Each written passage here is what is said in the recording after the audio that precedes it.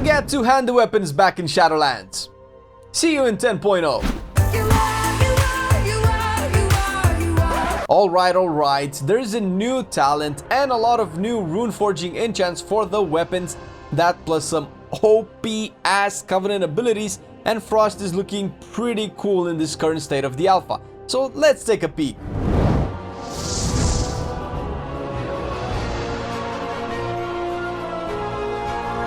Frost and generally all DK specs have received some old abilities back through the great unpruning.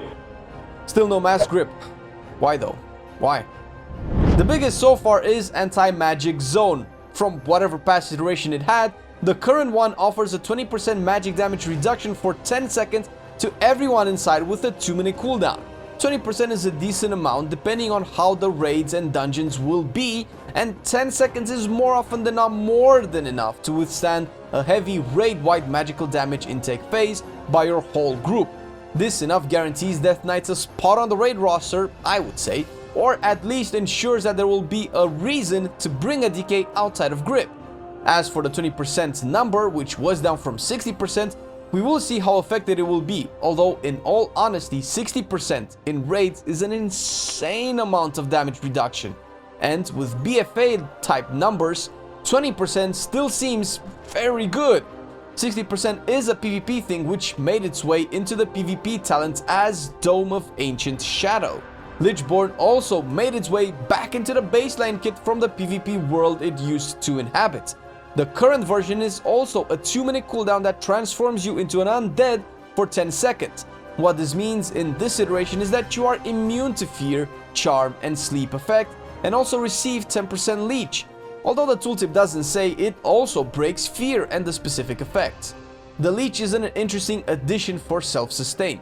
10% is okay-ish to have, but doesn't seem that great unless that leech can proc from self-healing like Death Strike and Death Calling yourself, which on live it currently doesn't. If that turns out to be the case in Shadowlands as well, then leech will be mediocre. But still, 10% for 10 seconds means healing for more in a world where Death Strike has already been nerfed, especially when you combo it with Frostworm's Fury or Breath on a large pack of mobs. Lastly, you got back Raise Dead with Sacrificial Pact as a 2-for-1 combo, ideally it seems. Raise Dead raises a ghoul that attacks stuff for 1 minute with a 2-minute cooldown. You don't get to control the ghoul and it merely acts as a guardian-like pet similar to elementals for shamans. Sacrificial Pact kills it and deals AoE damage while also healing you for 25% of your max HP, also with a 2-minute cooldown. The base Raise Dead scales with attack power in terms of damage, so it can be considered a minor cooldown, but it has no functions or interactions with Frost. The bigger reason to cast it is with Sacrificial Pact in mind, which is okay, but a weird thing for a 2-minute cooldown. The damage isn't that great, the heal is okay, twice as much as an average Death Strike, which again are all numbers, but with these numbers in mind, it feels like I'm trying to pop a glorified AoE Death Strike every 2 minutes by pressing 2 abilities. We will see how the scaling works. Can be more interesting if Sacrificial Pact would work with any controlled undead. It still would have the 2-minute cooldown, so it's not like we can just press it more often, but that leaves more freedom whether we use the ghoul as DPS increase or not, because it seems to still have its charge and gnaw abilities, just with you having no control over them. Lastly, and the coolest shit we've got, is Frostworm's Fury baseline. And really, goddammit Blizz, how could you possibly keep this as a talent for an entire expansion on a row where it's overpowered by other options? This is hands down the coolest ability Frost has, and it being baseline not only makes nerds happy, but offers Frost another iconic cooldown to use in AoE. The spell itself retains its functionality from BFA and most likely still scales the same way, meaning managing your buffs and cooldowns to snapshot this will make a big difference in its overall damage output. Am I forgetting anything? Nah. But maybe...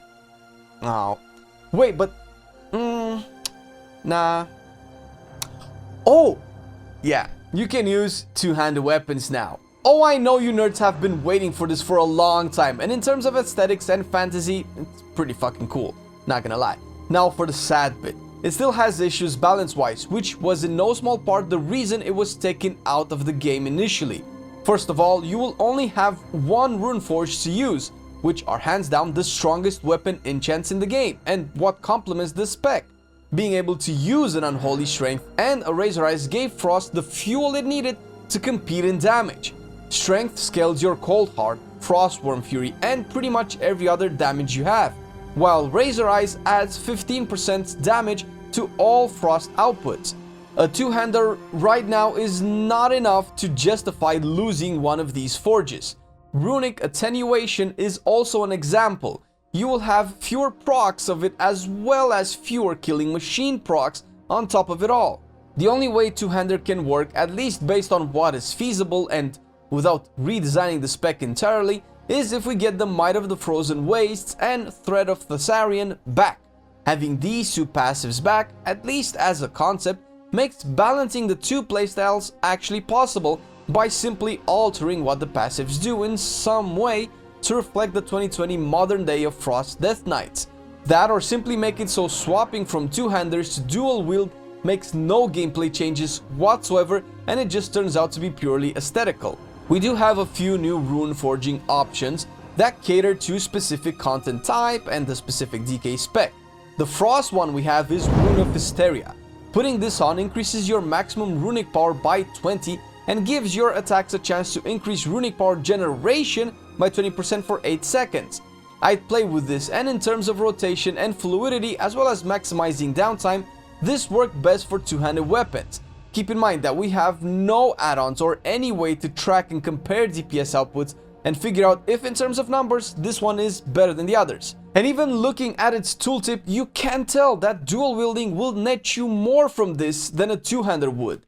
The core design of a Frost DK is to be a literal killing machine of procs and empowered casts, which by design work with a faster playstyle, in turn assuming you use the fastest attacking playstyle available, hence dual wielding. Blizzard either needs to make a totally separate set of passives and procs for two-handers, or at least change how they affect two-handed weapons from one-handers, or redesign the spec to fit this weapon choice. The problem with this is that in the past we've had both weapon setups function differently with different effects, while also having the old rune system that made obliterates more scarce, so in turn they could hit harder, which what everybody wants, big obliterates. Whereas now it's kind of a spammable ability. The two playstyles were hard to balance, where dual wielding would always become the dominant playstyle and two-hander having very little uses, hence its removal in Legion. The other rune forges are either aimed at world content, PvP, or Unholy and Blood, which we will eventually get to.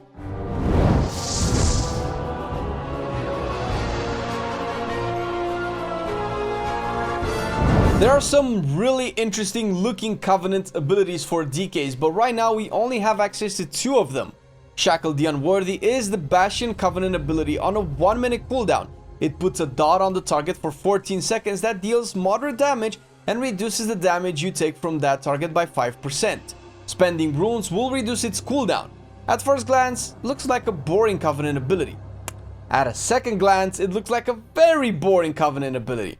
But at a third glance, you will be saddened to realize that it might be good, because with enough haste and general gear you can maintain 100% uptime on it, and mathematically could be the best choice, maybe? No, we'll see. This seems like it's a good ability for PvP or whenever you are taking damage, maybe blood, but I was almost able to keep it up 100% of the time at level 50 with shit gear. So if it's going to be this passive and this easy to keep up, it will just be more boring to use. It's essentially a stronger Frost Fever that gives you a percentage damage reduction and only works on one target. Depending on the cooldown reduction and how it scales, I can see a world where you could have two of these up at the same time. But then again, how is that a Death Knight thing? Anyway, not bad, but definitely one of the more boring options. Did I say boring enough? But fret not, young disciple of death, for we have the solution to all our problems, and she is called Swarming Mists. That's right, the Venthyr Covenant ability is a big-ass runic power and AoE damage bomb. I would not call it OP, since it feels like a good last row talent option. It's strong enough to make it feel impactful, and it's not OP enough for you to think that you are outclassing everyone with it. It has a 1-minute cooldown and lasts for 8 seconds and gives you 10% dodge. For its duration, deals AoE damage and generates 3 runic power per target hit, up to 5 total targets that it can affect, meaning it could generate 15 runic power per second for 8 seconds. Considering Breath of Sindragosa costs 15 per second, you are also attacking and runic attenuation procs, you'll essentially generate runic power while Sindragosa is up for its duration when fighting 5 targets. It having only 8 seconds makes it seem fair. It won't double your breath window or anything crazy, but can take you through 8 seconds of not enough runes and essentially put you back on your feet in terms of maintaining breath. And if you aren't using breath, then it's okay. I guess not as okay as it would be if you were using breath. So use breath with it.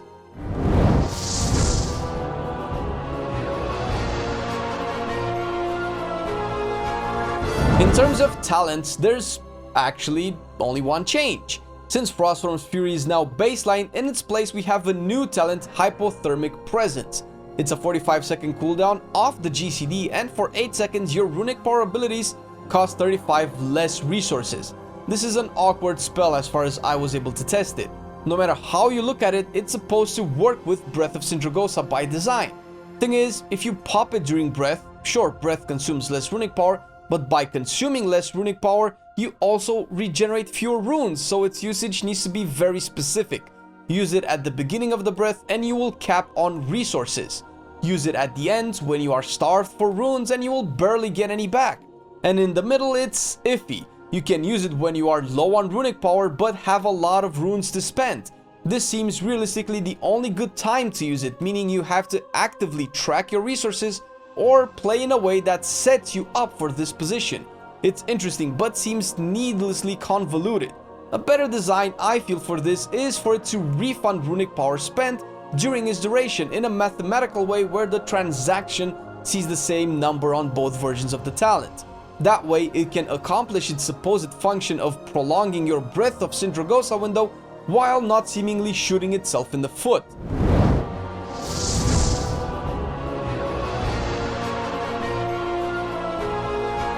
Keeping in mind that the current alpha build is fairly early and things are not set in stone, Frost DK is looking promising.